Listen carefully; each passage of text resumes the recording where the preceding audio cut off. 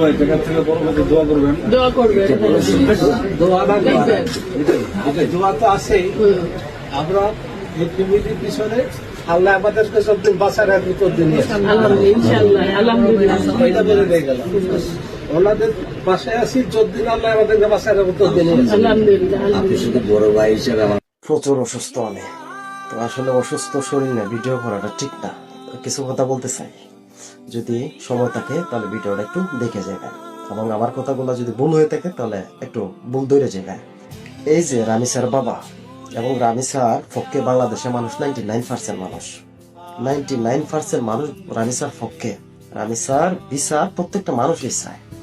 এবার আমার কথা হচ্ছে, এই যে ভদ্রলোক এই রামিসার বাবা এবং রামিসার বড় বোনের হাতে টাকাগুলো যে দিল, আচ্ছা মানুষ মারা যাওয়ার পরে মানুষকে টাকা দেয় কিসের জন্য?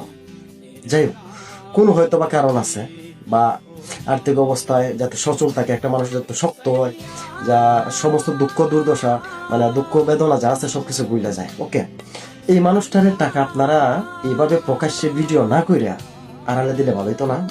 এই মানুষটা হয়তো বা তার মেয়ের সুখে পাথর হয়ে গেছে, কিন্তু কাউরে কোনো কিছু বলতে পারতেছে না। আপনারা টাকা দিতেছেন, উনি গ্রহণ করতেছে এবং হাসি মুখে নিতেছে, আপনাদের তো কিছু বলবে না, উনি তো খুশি।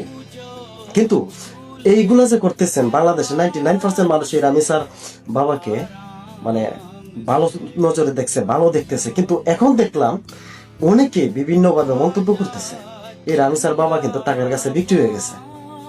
এই রামিসার বিচার আর বাংলাদেশের মধ্যে হইব না, এটা সরকারি ভাবে সরকারি যে কোনো একটা মাধ্যমে এটা তামাশা দেওয়ার জন্য একটা ব্যবস্থা হইতেছে। অথচ বাংলাদেশের প্রত্যেকটা মানুষ আমরা এই রামিসার জন্য আমরা যুদ্ধ করতেছি, লড়াই করতেছি যাতে রামিসারদের বিচার হয়।